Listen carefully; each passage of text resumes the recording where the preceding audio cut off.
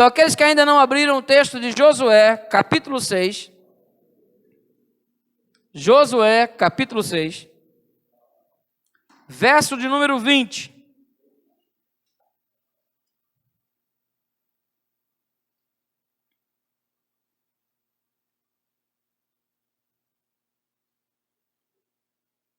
Gritou, pois, o povo e os sacerdotes tocaram as trombetas, tendo ouvido o povo o sonido da trombeta, e levantando-se grande grito, ruíram as muralhas, e o povo subiu à cidade, cada qual em frente de si, e a tomaram. Maravilhoso e eterno Pai, Senhor nosso Deus, nós te louvamos pela tua bondade, pela tua misericórdia, pela tua graça, te louvamos pelo privilégio de estarmos essa noite aqui reunidos e unidos a fim de te adorar na beleza da tua santidade.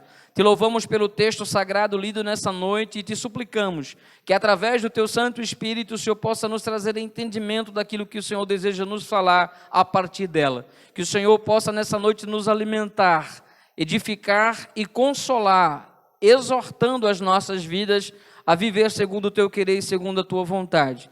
Em o nome santo do teu Filho Jesus, nós te agradecemos por termos um exemplar da tua palavra nas nossas mãos e pela leitura que nessa noite foi lida. Em o nome santo do teu Filho Jesus, amém e amém. Meus queridos, esse texto de Josué é um texto que mostra o momento em que a cidade de Jericó ela é sitiada, ela é invadida pela nação de Israel. É um momento marcante da história da nação de Israel, é um momento em que, sobretudo, marcou a trajetória desse homem de Deus chamado Josué, que teve um grande desafio, e o primeiro grande desafio dele não foi a cidade de Jericó, não foi ser o comandante, o capitão, na empeleitada de invadir a cidade de Jericó com o seu grande exército, com a sua grande muralha, mas o grande desafio de Josué era simplesmente romper com o passado e viver, se levantar, estar disposto a viver a realidade de que Moisés havia morrido e que agora ele estava à frente da nação de Israel, de que ele precisava ter algumas atitudes na direção do seu povo. Esse foi o grande desafio. E esse grande desafio de Josué foi vencido pelo próprio Senhor, quando em visão aparece a Josué e o confronta de que ele deveria agora se levantar, se posicionar, tomar uma atitude, porque Moisés já estava morto. Não adiantava mais imaginar como Moisés agiria, não adiantava mais imaginar qual seria a posição de Moisés, não adiantava mais olhar Jericó como um grande desafio diante dele e ficar sem saber a que decisão tomar. O Senhor vai, levanta Josué de uma maneira maravilhosa, e Josué agora está encarregado de levar a nação de Israel à terra prometida, de levar a nação de Israel à terra que manava leite e mel, a terra que o Senhor havia prometido aos seus pais, a terra que o Senhor havia prometido a uma nação que saiu da terra do Egito e que a maior parte deles morreram durante o deserto pelo seu pecado, pela sua incredulidade, pela sua rebeldia.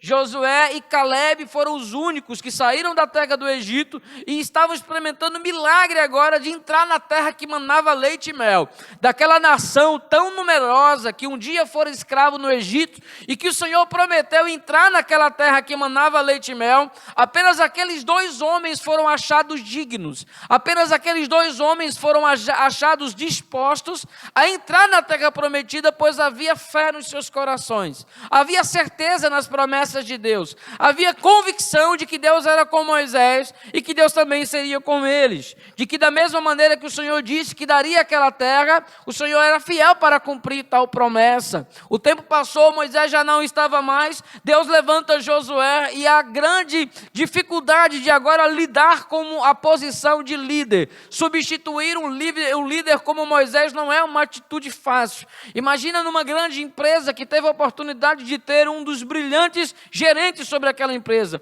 um diretor brilhante, e de repente aquele homem sai ou se aposenta, e você agora passa a exercer aquela função. Você tem uma tarefa de continuar o legado daquele diretor, daquele gerente, sem permitir e sem fazer com que nada deixe a desejar. É uma grande responsabilidade substituir alguém que tem ido muito bem, seja no governo de uma prefeitura municipal e estadual, ou como presidente da República, seja até mesmo numa liderança de ministérios da igreja, ou à frente do pastorado de uma igreja, um pastor que desenvolveu um trabalho, deixou um legado, fez com que a igreja fosse uma igreja alicerçada na palavra, viva, avivada, e de repente aquele pastor, por um motivo ou outro, ou a própria idade, agora ele chega cansado, ele pede o seu afastamento, e agora entra um novo pastor que tem a responsabilidade, com muitas vezes metade da idade daquele pastor, de tentar levar adiante aquele grande legado. Não é fácil substituir esses homens,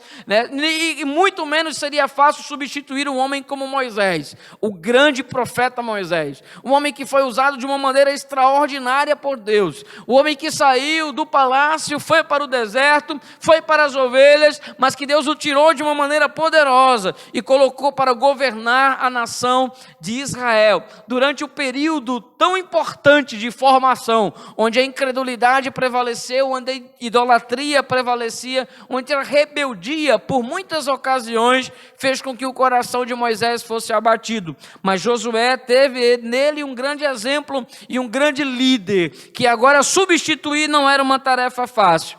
Então o maior desafio dele, eu entendo, que foi substituir Moisés. Entender que a tarefa agora de levar a nação adiante, de cumprir a promessa de Deus e levar a terra que manava leite e mel, pesava sobre sua responsabilidade e não a de Moisés. Era ele quem o Senhor desejava usar para entrar na terra prometida, para enfrentar os gigantes e para dar a vitória sobre aqueles povos, cumprindo assim a sua promessa.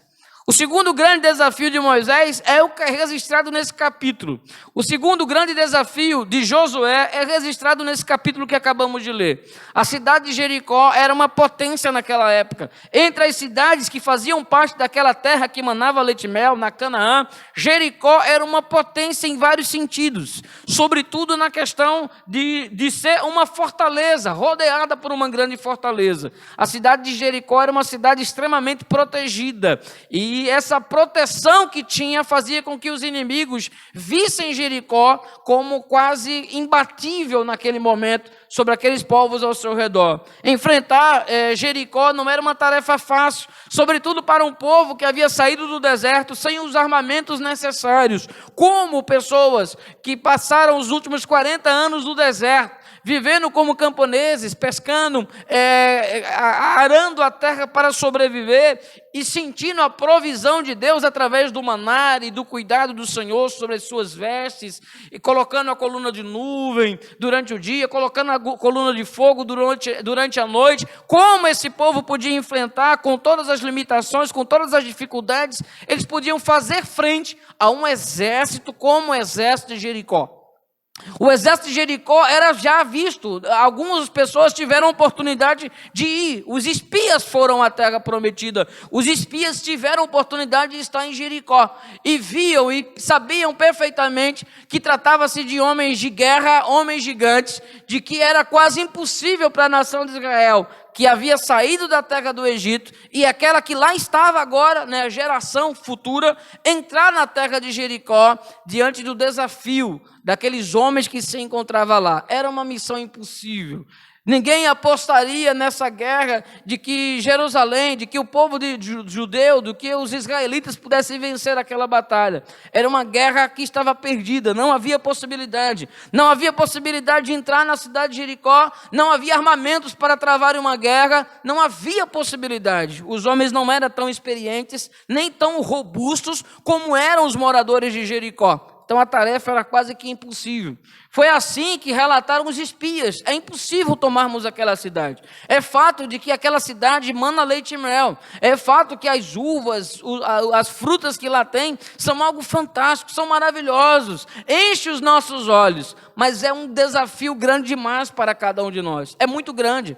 Além da muralha que rodeia, há gigantes dentro daquela cidade, que torna assim impossível nós conseguirmos vencer. É impossível vencer Jericó, sobretudo por causa da muralha que a rodeia. Como chegar às pessoas e travar uma batalha com pessoas mais bem preparadas do que toda a Israel juntos. Então era um grande desafio.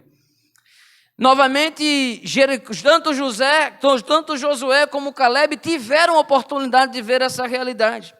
Eles estiveram com os espias, eles faziam parte dos espias, e eles sabiam que de fato era verdade. Não era fácil entrar em Jericó, não seria fácil vencer Jericó, mas havia muralhas que precisavam cair para que a vitória pudesse prevalecer nas suas vidas. Para que a vitória fosse dada ao povo de Deus, aquelas muralhas precisariam cair e que pudessem então ter um confronto com os guerreiros que lá estavam. Mas como as muralhas poderiam cair, já que elas foram tão bem construídas, já que elas estavam tão bem alicerçadas, já que elas foram feitas de uma matéria e de uma maneira que era para durar gerações? Como elas poderiam construir? Pois não se tratavam, o material que foi utilizado nas construções daquela muralha eram materiais de primeira linha naquela época. As muralhas eram tão extensas que algumas casas e guaritas eram construídas em cima da própria muralha, a fim de proteger e de tratarem aquelas pessoas que habitavam na muralha como espias, sentinelas, que pudessem olhar o perigo se aproximando à distância.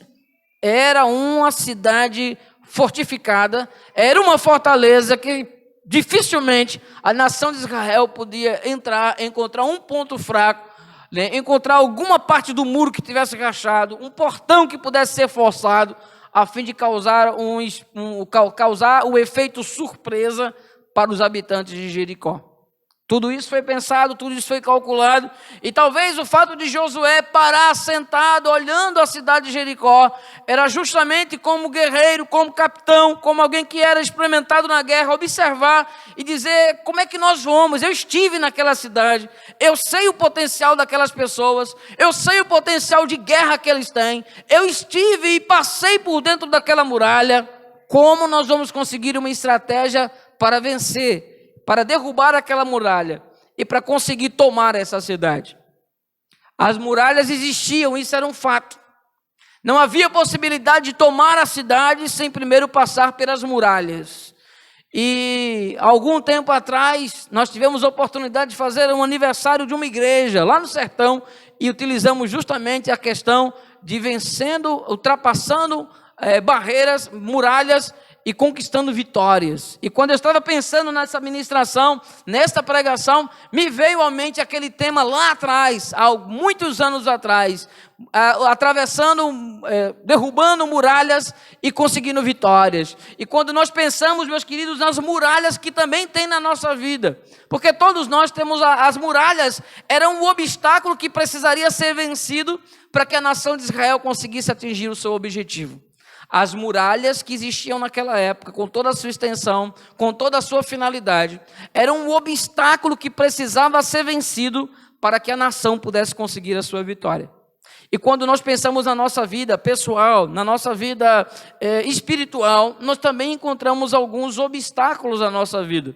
Nós também encontramos algumas muralhas que estão nos dividindo da bênção de Deus, que estão entre nós e o cumprimento das bênçãos de Deus, das promessas de Deus na nossa vida. Há alguns obstáculos que precisam ser vencidos e que precisam ser derrubados para que venhamos a atingir o nosso objetivo. O Senhor havia dito, já havia falado, já havia planejado, aquela cidade precisaria ser tomada, mas a nação de Israel entendia que havia um obstáculo que precisa ser vencido. Eu não sei se em alguma área da sua vida você tem nitidamente a impressão que tem uma muralha que precisa ser vencido, que tem uma muralha que precisa ser vencida. Talvez em alguma área da sua vida você se depare com a sensação que tem uma muralha que precisa ser vencida. Talvez numa questão profissional, talvez numa questão pessoal, talvez numa questão familiar, encontra algumas barreiras. E não existem barreiras mais difíceis do que muralhas que são geradas dentro do seio familiar. Mas são algumas barreiras que existem. Infelizmente existem, porque o ciclo familiar muitas vezes, em vez de construírem pontes, se erguem muralhas. E há algumas muralhas também dentro do seio da nossa família que precisam ser quebradas para que o propósito de Deus seja atingido. É possível também que algumas muralhas estejam erguidas, levantadas e bem edificadas num relacionamento a dois entre marido e mulher. E para que a vontade de Deus se cumpra nas nossas vidas, é necessário que essa muralha venha abaixo para que a vontade de Deus prevaleça. Por que não dizer que em alguns casos há muralhas entre pais e filhos? Grandes muralhas que separam completamente, como se fosse o muro de Berlim, o ocidente do oriente. E é necessário que essas muralhas quebrem, caiam por terra, para que a vontade de Deus seja feita plenamente nas nossas vidas. Por que não dizer que na nossa vida espiritual também há algumas muralhas que precisam ser vencidas? Há alguns obstáculos que precisam ser vencidos na nossa caminhada espiritual, na nossa vida espiritual, a fim de conseguirmos os objetivos que Deus espera na nossa caminhada cristã. Pois o objetivo de Deus sobre a nossa vida não é em momento algum que venhamos desfalecer, deixar a caminhada pelo caminho. O Senhor não deseja, ao nos salvar, que sejamos contados com aqueles que retrocedem. O Senhor não deseja, ao nos salvar, que venhamos ser contados como aqueles que apostatam da fé. O Senhor deseja, é a vontade de Deus sobre as nossas vidas, que venhamos continuar firme no nosso compromisso de ser fiéis, leais ao nosso Deus, e isso de todo o nosso coração. O projeto e o plano de Deus para cada um de nós é que venhamos ser fiéis, perseverando até o fim, e não desisti-lo pelo meio do caminho. Mas é fácil perseverar até o fim? É fácil continuar a caminhada cristã? Ou nós encontramos alguns obstáculos claramente diante de nós? Sim, encontramos muitos obstáculos diante de nós. Obstáculos que vêm e que muitas vezes machucam, ferem e semeiam no coração dúvida, incredulidade, ausência de fé completamente, questionamentos e murmuração, que vêm como obstáculos à nossa vida e que nos fazem muitas vezes duvidar do amor, da bondade e da intenção de Deus ao nosso respeito. São muralhas que se apresentam diante de nós e que nós precisamos dia após dia olhar e enxergar nitidamente de que elas existem, de que elas são reais e que elas são reais não com o propósito de nos parar, porque as muralhas que tem sobre a sua vida, os desafios que são colocados sobre a sua vida, seja em qualquer área da sua vida, sobretudo a espiritual, não são obstáculos. Esses obstáculos construídos por Deus, arquitetados por Deus, planejados por Deus para lhe parar, para lhe neutralizar, para de certa forma lhe trazer o desânimo, o descrédito e lhe fazer completamente você entregar os pontos diante dos desafios da vida. Deus permite que os obstáculos surjam diante de nós para que através dele venhamos crescer na dependência dele, crescer na experiência com ele e venhamos dia após dia crescer na nossa maturidade cristã.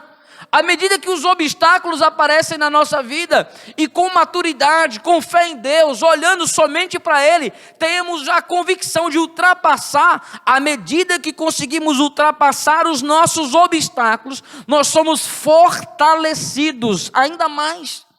E com isso, nós não só ganhamos mais experiência e habilidade para ultrapassar os obstáculos, as muralhas que a vida nos impõe, mas também ganhamos experiência para ajudar a outros também a passar pelas suas muralhas, para passar pelos seus desafios, para passar pelos seus momentos de impasses que a vida lhe impõe.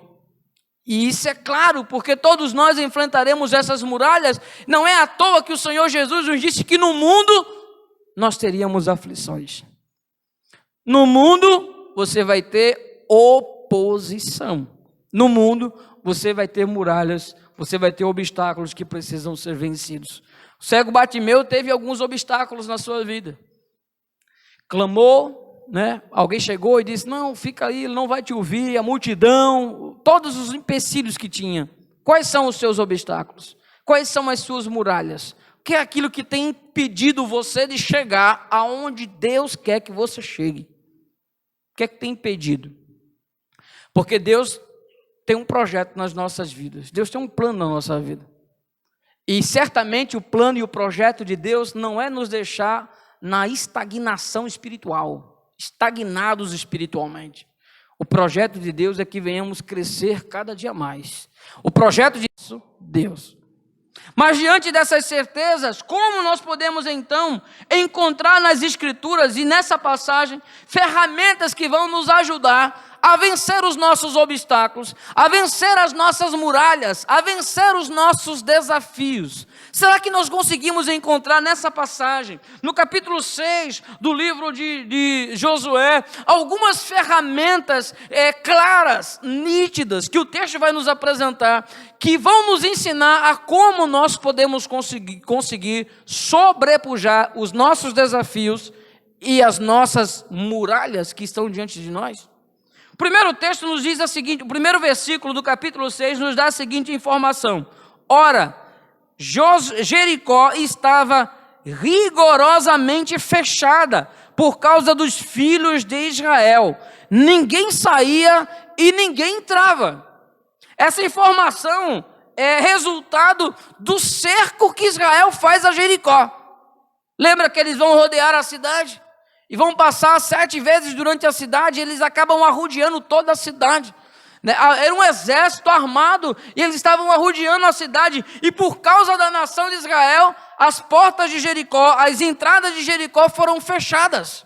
Ninguém entrava e ninguém saía. Isso implica que o comércio foi afetado, porque Jericó era um ponto comercial naquela época, então o comércio foi afetado.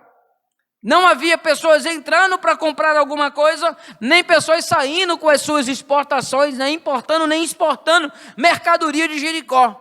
Ela estava completamente isolada, sitiada, e isso por causa da nação de Israel. Ninguém entrava, ninguém saía. Esse cerco durou alguns dias, e é possível que a nação, a cidade de Jericó tenha sentido os efeitos desse embargo econômico que foi feito em Jericó.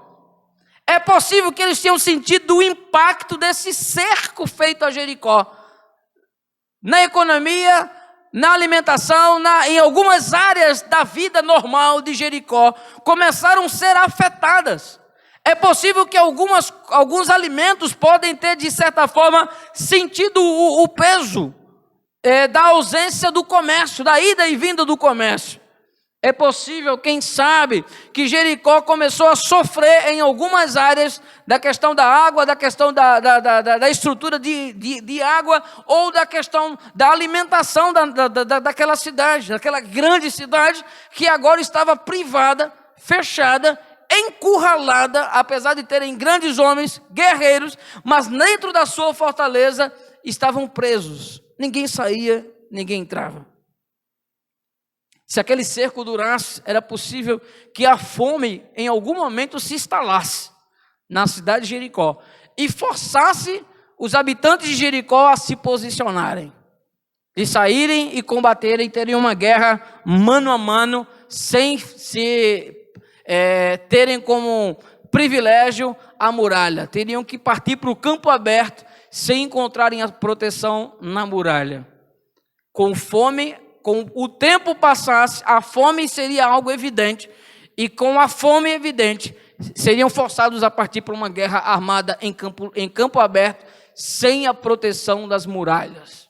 Primeiro fato interessante que eu vejo nesse texto, meus queridos, é que se nós desejamos destruir as nossas muralhas, se nós desejamos e desejamos sobrepujar os nossos desafios, nós precisamos entender que nós não podemos alimentar o nosso inimigo. Nós não podemos alimentar o nosso inimigo. Nosso inimigo precisa estar neutralizado, isolado. Porque se nós não neutralizarmos o nosso inimigo, se nós não pararmos com toda sorte de coisas que pode alimentá-lo, tanto fisicamente como belicamente, armamentos, guerras que podiam vir da Síria e de outras cidades vizinhas, se eles estiverem livres para se alimentarem, pode a todo momento se fortalecerem. É o que nós temos visto constantemente nas guerras daquela região do Oriente Médio. Um país por debaixo lá das fronteiras, mandando armamento de guerra para aquela nação que aparentemente está frágil, mas tem sido fortalecida por outras nações que alimentam com armamento bélico. Se nós desejamos, e em nome do Senhor Jesus nós desejamos, nós não estamos condicionados ou desejosos a fracassar. O Senhor deseja que sejamos um povo vitorioso, e por essa razão Ele veio e morreu na cruz do Calvário, para que venhamos ser vitoriosos nessa vida. Eu sou mais do que vencedor, e Ele prometeu que nós também somos mais do que vencedores por meio daquele que vos amou. Agora, ser vencedor para Jesus não é ser vencedor nos moldes do que o mundo proclama. Nós precisamos escolher que tipo de vencedor eu desejo ser. Aquele que é aplaudido pelos homens ou aquele que é honrado por Deus? Nós precisamos ser vencedores que são honrados por Deus. Então, se eu desejo ser um vencedor que é honrado por Deus, se eu desejo sobrepujar, ultrapassar, derrubar as nossas muralhas, eu preciso entender que o meu inimigo precisa morrer de fome. Eu preciso entender que as áreas da vida, da rotina do meu inimigo precisam ser neutralizadas, de que eu não posso alimentar o meu inimigo. E algumas vezes na nossa vida, nós corremos o risco de perdermos algumas batalhas, porque temos feito justamente o oposto. Temos feito justamente o oposto. Nós temos alimentado o inimigo. E por essa razão, nós não temos conseguido atingir algumas vitórias.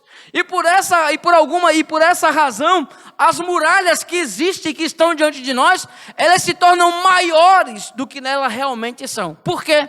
Porque nós temos alimentado o nosso inimigo. Nós temos alimentado o nosso inimigo, como por exemplo, quando nós insistimos em dar lugar à carne e não ao espírito. Observe que em Gálatas, no capítulo 5, versículo de número 16, a Escritura nos diz: digo, porém, andai no espírito e não satisfarás os desejos da carne. E ele prossegue dizendo: porque a carne milita contra o espírito e o espírito contra a carne, porque são opostos entre si, para que não façais o que porventura é o vosso querer. Ele prossegue no versículo de número 19, observe: ora, as obras da carne são conhecidas: prostituição, impureza, lascívia, idolatria, feitiçaria, inimizades, porfias, ciúmes, iras, discórdias, dissensões, facções, invejas, bebedices, glutonaria e coisas semelhantes a estas, das quais já tenho declarado que os que tais praticam não herdarão o reino dos céus. Então se eu desejo de fato não alimentar o inimigo e vencer, eu não posso alimentar o meu inimigo, e eu tenho muitas vezes alimentado quando na minha vida eu encontro alguns desses requisitos. Quando algum desses adjetivos dados por Paulo, eles se encontram na minha vida. Eu não tenho condições alguma de sobrepujar, de vencer barreiras, de ultrapassar obstáculos, de derrubar gigantes, quando há no meu coração prostituição, impureza, lascívia, feitiçaria, inimizade, rancor, mágoa, onde eu suspeito mal, onde eu me coloquei dentro do meu coração um juiz, e eu condeno tudo aquilo que não se encaixa dentro do meu perfil, onde há inveja no meu coração. Não tem como. Então, se eu desejo vencer, eu não posso alimentar essas coisas aqui no meu inimigo, porque nós temos um inimigo em comum. Nós temos um inimigo comum. Satanás é o nosso inimigo.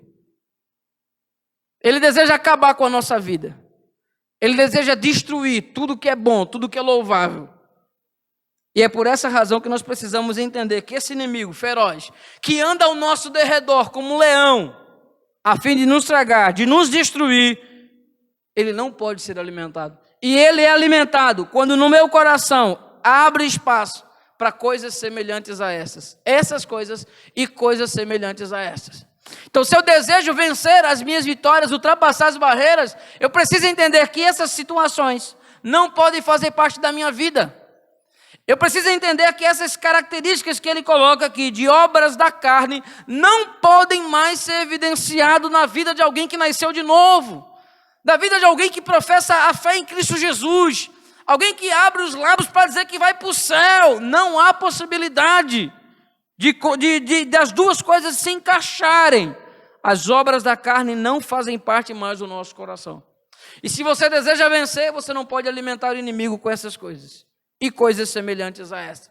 Então a primeira coisa que nós precisamos entender, crer e absorver, é que o inimigo, o nosso inimigo, precisa estar sitiado, neutralizado, que ele tem que ser privado de qualquer coisa que possa gerar alimento para ele, seja alimento bélico ou seja alimento que possa fortalecer o seu corpo, ou armamento que possa fortalecer o seu exército, no caso de Jericó. E no nosso caso, as obras da carne é que nos leva muitas vezes à infelicidade, são as obras da carne que nos levam à tristeza, são as obras da carne que não permitem chegarmos aonde o Senhor quer que venhamos a chegar, triunfar.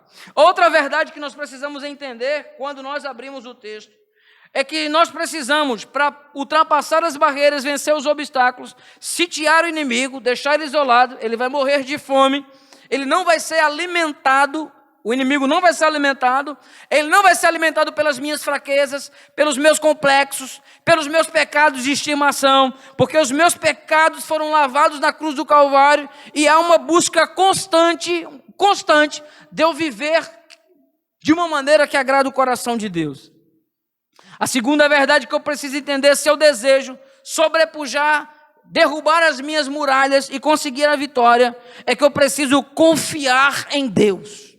Não há possibilidade alguma de vencermos as nossas batalhas, vencermos as nossas lutas, enquanto não confiarmos em Deus. Nesses dias onde somos desafiados todos os dias a agirmos de maneira incrédula, a não acreditar no futuro, a não acreditar, a não ter esperança, porque olha o nosso redor, olha para a igreja brasileira, olha para o país, nós somos todos os dias estimulados a não acreditar mais nas coisas, a não acreditar mais nas pessoas. As pessoas que às vezes demonstram tanta confiança e às vezes em seguida mudam completamente o discurso. Não é apenas na política que nós vemos isso, não é apenas no trabalho que nós vemos isso, mas em todos os ambientes onde colocamos a planta dos nossos pés, nós podemos nos deparar com pessoas que têm a habilidade de, como um camaleão, mudar de face muito rápido. Mas a Escritura nos diz que a palavra do Senhor nosso Deus, ela é digna de toda a aceitação. E se nós desejamos vencer os obstáculos da nossa vida, não há outro caminho que não seja confiar no Senhor. Observe naquilo que está no versículo de número 2 do capítulo 6. Então disse o Senhor a Josué: olha, entreguei na tua mão Jericó, o seu rei e os seus valentes. Bendito seja o nome do Senhor. O que é que o Senhor está dizendo? Josué, haverá guerra, você vai para a guerra, mas eu quero que você entre na guerra já sabendo que você ganhou. Eu quero que você entre nessa guerra dos valentes, sabendo que essa guerra já foi vencida, não por você, nem por seu exército, nem pelas suas armas. Eu, o Senhor, já venci essa guerra por você. Sou eu quem entreguei essa nação nas tuas mãos. Bendito seja o nome do Senhor. Meus queridos, que grande verdade. É muito fácil. Imagina entrar dentro de um jogo sabendo que você já ganhou no final. Imagina você participar de algo na certeza que você está ganho. Foi essa certeza que Deus estava dando a Josué. Josué, você vai para a guerra, haverá valentes, haverá muralhas, mas eu quero que você saiba, antes de você começar a caminhar para aquele local, eu já te dei a vitória. essa batalha já foi vencida. Eu te entreguei na mão a nação, o rei e os seus valentes. Está tudo dominado. Está tudo dominado pela mão do Todo-Poderoso. Bendito seja o nome do Senhor nosso Deus. Quer vencer? Quer triunfar os seus obstáculos, as suas muralhas? Quer ver as suas muralhas caírem por terra? Confie em Deus. Confie em Deus e confie somente nele. Uns confiam em carros, outros em cavalos, mas nós confiamos no Senhor que criou o céu e que criou a terra. Eu vou continuar crendo e confiando no Senhor. Não importa o que me possa fazer o homem, eu vou confiar no Senhor. Confiar em Deus, na certeza das suas promessas, como por exemplo, Salmo 23, verso 1, o Senhor é meu pastor, nada me faltará. Salmo 46, verso 1 e verso 2, Deus é o nosso refúgio, seguro e esconderijo, sempre pronto para nos socorrer. Por isso ficamos destemidos diante do desfiladeiro da morte e encorajados diante do mar das tempestades. Em quem nós vamos temer? Se o Senhor está conosco, bendito seja o nome do Senhor Jesus. Mas agora esta mensagem que o Senhor manda para cada um de nós, quando estiverem passando por grandes problemas e dificuldades, tenha certeza que eu sempre estarei contigo em todas as circunstâncias da nossa vida. Isaías 46, verso 1 e verso de número 3. É a certeza, meus queridos, de que nós podemos confiar no Senhor. A certeza de que não há nada obra do acaso, mas a providência de Deus na nossa vida. Há o Senhor trabalhando na nossa vida e trabalhando no nosso caráter. E por essa razão nós estamos aqui, e por essa razão nós estamos caminhando, a fim de que muralhas que já caíram e as outras que se levantarão diante de nós sejam prontas também a cair. Se nós desejamos vencer e derrubar as nossas muralhas e conseguir a vitória, em primeiro lugar, não alimente seu inimigo. Em segundo lugar, creia nas promessas de Deus. As promessas de Deus são fiéis. A promessa de Deus é digna de toda aceitação. A palavra de Deus nos diz que Ele vela em cumprir a sua palavra. Bendito seja o nome do Senhor. Confie no Senhor. Confie no Senhor de todo o vosso coração. É a receita para ver as muralhas ruírem. Se você deseja derrubar muralhas, esteja pronto a obedecer a Deus. E aí é muito complicado imaginar ter vitórias na vida, ver as muralhas caírem, desmoronarem diante de nós, se eu não estou disposto a obedecer a Deus. Sem obediência é sacrifício de tolo qualquer coisa. O Senhor deseja obediência. Obediência. Ele vai nos dizer lá no Antigo Testamento, obediência quero e não sacrifícios. Porque o Senhor está interessado em um coração que esteja pronto a servi-lo. Obediência. O Senhor vai dizer a Josué, Josué, você vai arrodear a cidade 7 vezes. Na última vez você vai dar 7 voltas. E vai dar toda uma estratégia que aparentemente, olhando de fora, parece uma estratégia sem noção, sem lógica, sem motivo. Josué era um guerreiro. O que Josué estava pronto para ouvir era: pode meter a porta no portão porque eu vou abrir tudo lá. Mas o Senhor age de maneira diferente daquilo que pensamos. Deus age de maneira diferente daquilo que pensamos ou sonhamos. Deus tem um plano melhor do que o nosso, porque os seus pensamentos são maiores e melhores do que o nosso. E Deus diz a Josué algo que aparentemente era ridículo, sem noção para um guerreiro. Mas Josué não questionou, não interrogou. Josué simplesmente colocou à disposição de Deus. Ele leva o plano para a nação, e ele leva toda uma nação de guerreiros a fazerem a mesma coisa, a rodear a cidade, tocar as trombetas do último dia e gritarem todos de uma só voz. A nação toda obedeceu, sem questionamentos aparentes, que o texto não mostra nenhum tipo de questionamento, nenhum tipo de murmuração. O que dá-nos a impressão é de que a nação absorveu completamente. Todos estavam dispostos a obedecer. O resultado final é que o Senhor deu aquela nação na mão, aquela cidade de Jericó, na mão dos israelitas, porque eles aprenderam a obedecer. Não há vitória sem obediência. Não há muralha no chão quando o meu coração há desobediência contra Deus. Não há possibilidade alguma de eu receber as bênçãos de Deus quando eu não estou disposto a viver para o Deus da bênção. Que o Senhor nos ensine como igreja, de maneira pessoal, individual, como família, a colocar Deus em primeiro lugar na nossa vida. Que haja o desejo ardente no nosso coração de dizer: Senhor, tem misericórdia de mim, porque eu tenho alimentado o inimigo. Tem misericórdia de mim, porque eu não tenho crido nas tuas palavras. Tem misericórdia de mim, porque eu não tenho obedecido à tua vontade. Tem misericórdia de mim, porque apesar de não fazer nada do que o Senhor manda fazer, eu ainda, de maneira louca e insensata, espero receber as tuas bênçãos e as tuas dádivas.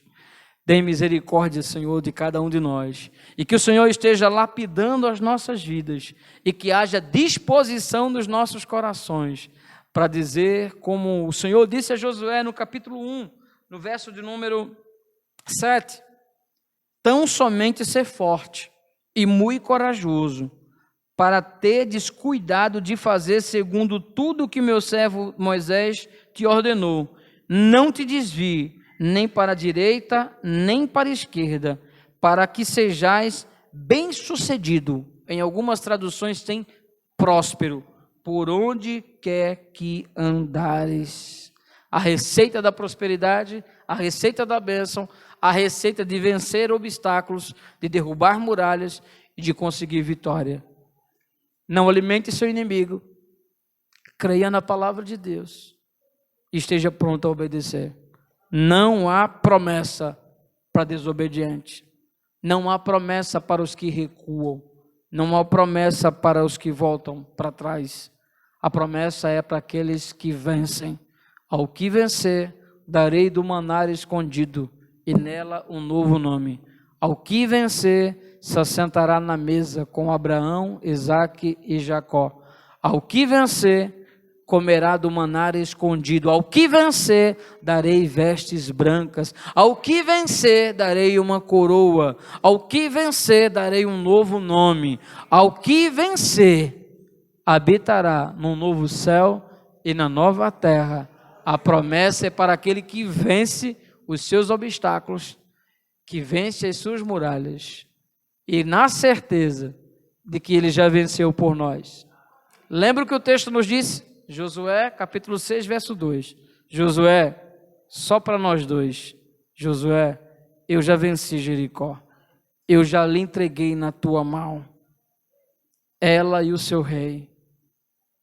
Mas o Senhor disse algo para cada um de nós.